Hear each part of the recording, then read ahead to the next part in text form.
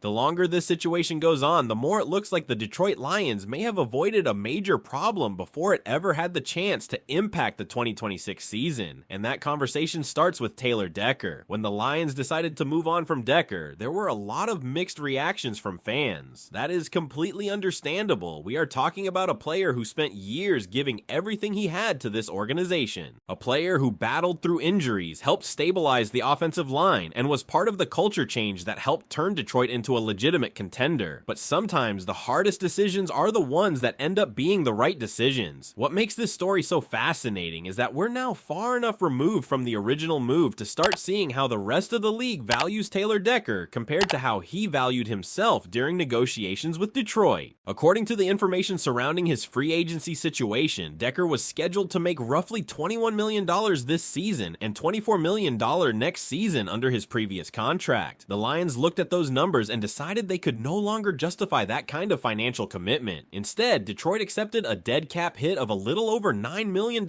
and moved forward with a different plan. The organization then brought in Larry Borom on a contract worth approximately $5 million and added rookie Blake Miller on a rookie deal. From a financial standpoint alone, the Lions created significant flexibility. They saved approximately $12 million this year before allocating money toward Decker's potential replacements. When you look at the bigger picture, the numbers become even more interesting. Detroit essentially replaced one expensive veteran with two players while still maintaining financial flexibility. And looking ahead to next season, the savings become even more substantial because Borom's contract is temporary while Blake Miller remains on his rookie deal. That is the type of roster management that has become a trademark of Brad Holmes. And here's where things become even more revealing. Reports discussing Decker's current market suggest that while he remains a capable player, teams no longer view him the same way they did a year ago. Despite still being above league average, his most recent season was viewed as the weakest of his career from a grading standpoint. That doesn't mean he's a bad player. Far from it. The issue is that NFL front offices aren't paying for what a player accomplished 3 years ago. They're paying for what they believe he can do moving forward. At 32 years old, coming off injury concerns, Decker is no longer being viewed as a long-term cornerstone at left tackle. Instead, he is increasingly being viewed as a veteran option who may fit on a shorter contract. That's a huge difference. The same player who was scheduled to earn more than $20 million annually in Detroit is now reportedly being linked to a market that could be closer to a one-year deal worth around $10 million. Think about that for a moment. That gap between what the Lions were expected to pay and what the market appears willing to pay is exactly why Detroit made the decision it did. And this is where Brad Holmes deserves credit. One of the hardest things for any successful organization is knowing when to separate emotion from business. Every fan appreciates what Taylor Decker accomplished in Detroit. Every fan remembers the difficult years. Every fan remembers the leadership. But appreciation and contract value are not always the same thing. NFL teams cannot continue paying players based solely on what they did in the past. They have to project future performance, future health, and future availability. That's the reality of professional football. As difficult as it may be, successful franchises make those decisions before they become major problems. What's especially interesting is that Decker remains unsigned. We're now well into the offseason, and there is still no definitive destination for him. Various rumors have connected him to multiple teams. The Dallas Cowboys have been mentioned. The Pittsburgh Steelers have been discussed. The Los Angeles Rams have appeared in speculation depending on developments along their offensive line. More recently, there have even been connections to the Carolina Panthers. But despite all the speculation, nothing has happened. No contract, no official landing spot, no resolution. And with each passing week, the Lions' decision appears more justified. The longer Decker remains available, the harder it becomes to argue that Detroit made a mistake by refusing to continue paying premium money. There's another layer to this situation that Lions fans should not ignore.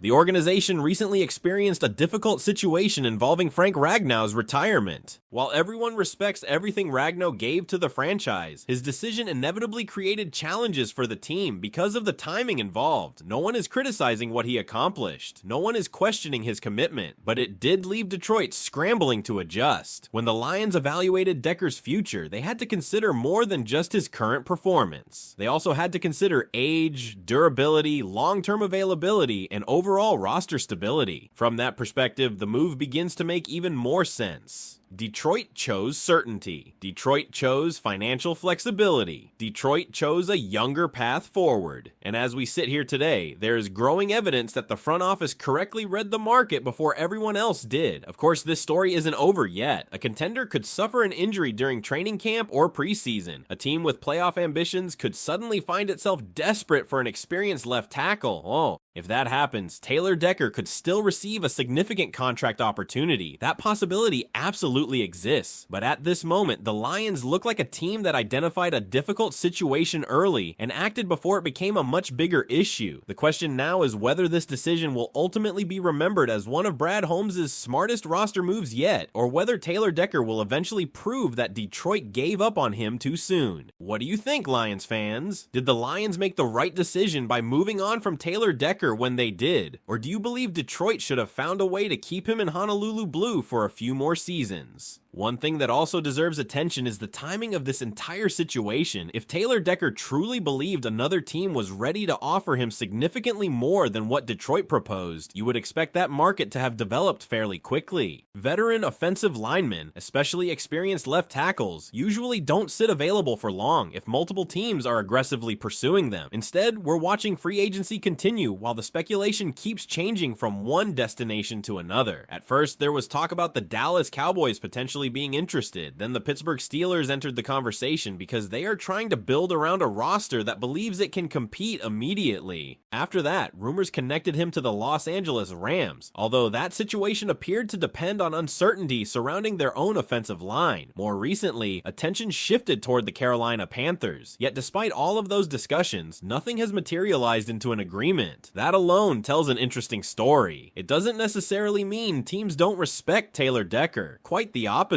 Around the league, he is still viewed as a capable veteran who has started a lot of football games and has proven he can protect the blind side. But there is a huge difference between respecting a player and paying him like one of the highest priced tackles in football. That is exactly the distinction Brad Holmes seems to have recognized before the rest of the market confirmed it. The Lions weren't saying Taylor Decker couldn't play anymore. They weren't saying he wasn't valuable. They were simply saying that his value had changed. That can be one of the hardest realities in professional sports. A player who has spent years helping build a winning culture naturally feels he has earned loyalty. Fans often feel the same way because they remember everything that player sacrificed to help the organization reach this point. But front offices cannot build championship rosters based only on emotion. Every dollar committed to one player is a dollar that cannot be invested somewhere else. Every contract decision affects future extensions, future draft classes, free agent additions, and overall roster flexibility. Championship windows stay open when difficult financial decisions are made before they become obvious to everyone else. And if you're evaluating this strictly from Detroit's perspective, it's hard not to appreciate the sequence of moves. The Lions didn't simply release Taylor Decker and hope for the best. They immediately had a replacement plan. Larry Borom provides experience and depth, while Blake Miller represents the long-term investment. Instead of relying on one expensive veteran, Detroit spread those resources across multiple players while also creating future cap flexibility. That approach fits exactly with how Brad Holmes has operated since taking over. Time after time, we've watched him prioritize long-term roster health instead of making emotional decisions designed to win headlines. Sometimes those choices are unpopular in the moment, but many of them have aged extremely well. It's also worth remembering that offensive line has been one of Detroit's biggest strengths throughout this rebuild. The organization has consistently invested draft picks, coaching, and development into that unit. Because of that foundation, the Lions may feel more confident than most teams about developing the next starting left tackle instead of continuing to pay premium prices for a veteran entering the later stages of his career. Of course, nobody can say today exactly how this story will end. Taylor Decker could absolutely sign with a contender tomorrow and play outstanding football. If injuries strike another team during training camp or preseason, his phone could ring immediately because proven left tackles are always valuable when a playoff contender suddenly has a hole to fill. But even if that happens, it doesn't automatically make Detroit's decision the wrong one. The Lions made the choice based on their roster, their salary cap, their long-term vision, and their evaluation of where Taylor Decker currently stands in his career. Those factors don't change simply because another team might eventually offer him a contract. Sometimes the smartest move isn't keeping a player 1 year too long. Sometimes it's having the courage to move on 1 year earlier than everyone else expects. That appears to be exactly what Detroit believed they were doing. Now we'll see whether Brad Holmes' evaluation proves to be correct over the course of the season, whether Blake Miller develops into the player the organization believes he can become, and whether Taylor Decker finds the opportunity he's been waiting for elsewhere. The story